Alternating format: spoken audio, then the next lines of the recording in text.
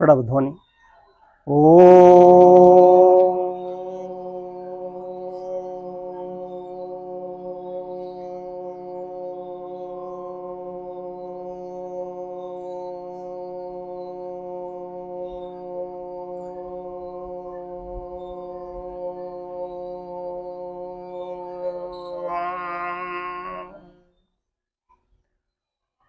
महर्षि पतंजलि स्तुति कराइए। योगेन चित्तस्य पदेन वाचां मलं शरीरस्य च वैद्यकेन योऽपाकरोतं प्रवरं मुनीनां पतंजलिं प्राञ्जलिरानतोऽस्मि।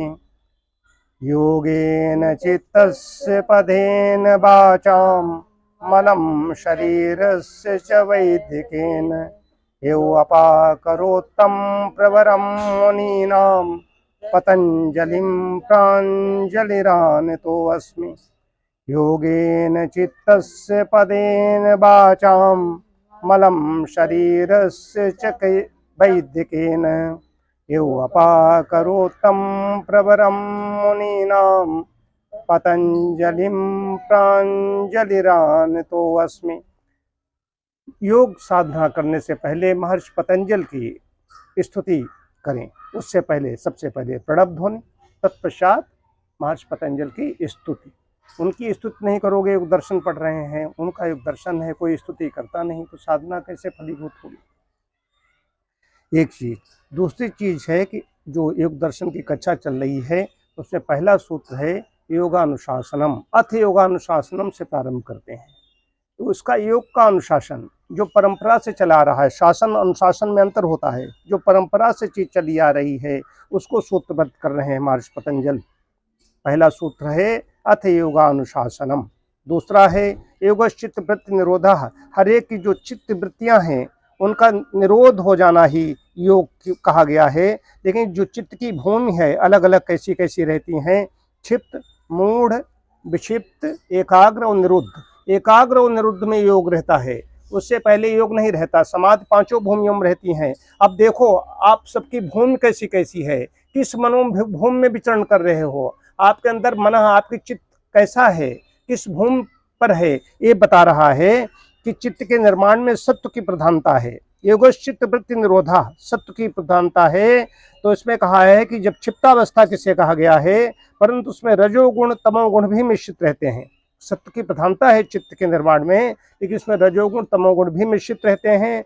जिस समय चित्त में रजोगुण और तमोगुण का उभार होता है, जब रजोगुण बढ़ जाएगा, तमोगुण बढ़ जाएगा, उस समय मनुष्य विविध ऐश्वर्यों का इच्छुक होता है। ऐश्वर्य चाहिए, हमें हवाई जहाज टहलने को मिले, हमारा हेलीकॉप्टर खड़ा हो, ऐसा चाहेगा। ये सबसे नीची अवस्था है, क्षिप्त अवस्था। यदि सब ये चाहत जिसकी है, हमें खूब ऐश्वर्य मिले, खूब धन दान भंडार हो, इसका मतलब है सबसे निचली भूमि पर पायदान पर खड़ा हुआ है, वो क्षिप्त अवस्था कही गई। उसके बाद दूसरा कहा गया है जब तमोगुण का उभार अधिक मात्रा में होता है, जब तमोगुण बढ़ जाता है उभार, तब समझ लीजिए व्यक्ति को अधर्म, अज्ञान आदि अधिक प्रिय लगते हैं। ये चित्त की मूढ़ावस्था है। उसको अज्ञान, भक्ष चीज़ों का भक्ष खाएगा, उसको विपरीत बुद्धि हो जाएगी, वो उसको समझाने पर भी वो नहीं समझ पाएगा। जैसे नहीं, जब गुरु द्रोण बता रहे हैं उनको, दुर्योधन को, कहते पांडवों ने भी हुई शिक्षा ली, तुमने भी हुई शिक्षा ली, तो तुम क्यों नहीं ऐसा करते हो। तो दुर्योधन कहता है कि गुरुजी मैं सब जानता हूँ, जानामि धर्मम नच में प्रवृत्ति। हमारी मतलब उसमें धर्म जानता हूँ लेकिन उसमें मेरी प्रवृत्ति नहीं हो रही है। और जानामि अधर्मम नच में निवृत्ति, मैं अधर्म भी जानता हूँ लेकिन मुझसे छुटकारा नहीं मिलता, वो संस्कार ऐसे हैं। तो उसी प्रकार से मूढ़ावस्था में क्या है कि तमोगुण ज्यादा बढ़ गया, पड़ा हुआ है ऐसे, ये नशे पत्ती सब करने वाले ऐसे पड़े, मूढ़ावस्था। दूसरी अवस्था आई क्षिप्त मूढ़। तीसरी में चलिए, तीसरी क्या है, जब तमोगुण दब जाता है और रजोगुण, जब तमोगुण दब जाता है और रजोगुण का कुछ उभार होता है, तब व्यक्ति को कि धर्म ज्ञान वैराग्य में अधिक रुचि होती है। तो तमोगुण दब गया, रजोगुण का कुछ उभार है। ये चित्त की विक्षिप्त अवस्था है। हम लोग समाज में कह देते हैं विक्षिप्त घूम रहा है, समाज का विक्षिप्त शब्द अलग है। योग दर्शन का विक्षिप्त उच्च अवस्था है, उसमें कभी कभी वैराग्य में लग जाएगा, कभी सब बेकार, फिर आ जाएगा, फिर उसमें लग जाएगा, ये विक्षिप्त अवस्था कही गई है। और जब सत्व गुण की प्रधानता रहती है और रजोगुण तमोगुण दब जाते हैं तो साधक धर्म में समाज में पहुंच जाता है।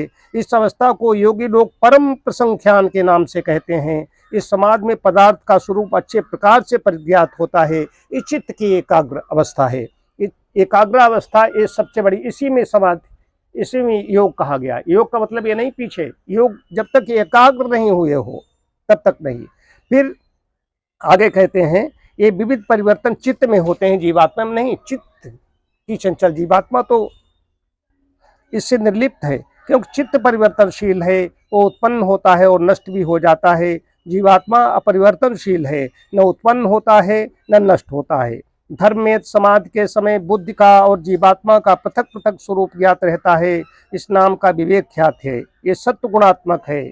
जीवात्मा इससे भिन्न है। जब धर्म में समाधि को प्राप्ति होगी, विवेक ख्यात में भी दोष देखता है तो उससे भी वैराग्य हो जाता है। ये पर वैराग्य है, ये असंप्रज्ञात समाधि का साधन है।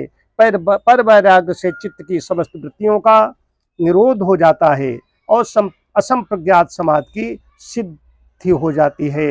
असंप्रज्ञात समाधि को निर्बीज समाधि भी कहते हैं। ये चित्त की निरुद्धावस्था, ये सबसे श्रेष्ठ अवस्था है। चित्त की 5 भूमियां बताई गई, क्षिप्त, मूढ़, विक्षिप्त, एकाग्र और निरुद्ध। निरुद्ध कहा गया है निर्बीज, वहां पर कुछ सब खत्म हो जाता है, वहां पर सिर्फ परमात्मा से साक्षात्कार हो, एकाकार हो जाता है। ये चित्त वृत्ति निरोध 2 प्रकार का है, एक संप्रज्ञात और दूसरा असंप्रज्ञात। चित्त वृत्ति निरोध असंप्रज्ञात समाधि के सिद्ध हो जाने पर योगी की क्या स्थिति होती है, इसको सूत्रकार ने अगले सूत्र में कहा है। ये अगला सूत्र हम लोग आगे पढ़ेंगे। चित्त के निरुद्धावस्था में रहने पर विषयों का अभाव होने के कारण बुद्धि का प्रति संवेदन करने वाला पुरुष किस प्रकार के स्वभाव वाला होता है, यह अगला सूत्र बताएगा। तदा दृष्टो स्वरूपे अवस्थानम, ये तीसरा सूत्र होगा, इस पर कल हम चर्चा करेंगे। आज इतना ही। प्रणव ध्वनि।